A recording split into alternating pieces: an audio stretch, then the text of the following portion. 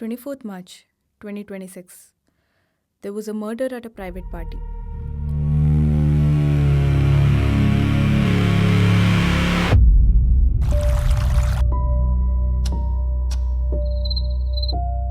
ಅಲ್ಲಿದ್ದವರೆಲ್ಲ early 20s. ಯಾರು ಬೇಕಾದ್ರೂ ಆ ಕೊಲೆ ಮಾಡಿರ್ಬೋದು. My sister was there to.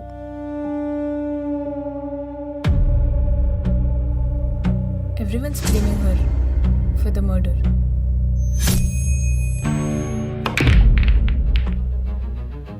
ನಿಮ್ಮ ಪ್ರಕಾರ ಅಲ್ಲಿ ಏನಾಯಿತು ಹೇಳಿ.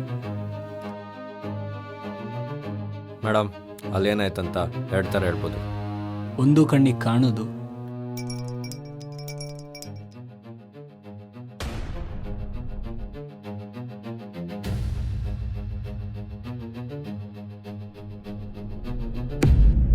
ಇನ್ನೊಂದು ಕಣ್ಣಿಗೆ ಕಾಣದಿರೋದು.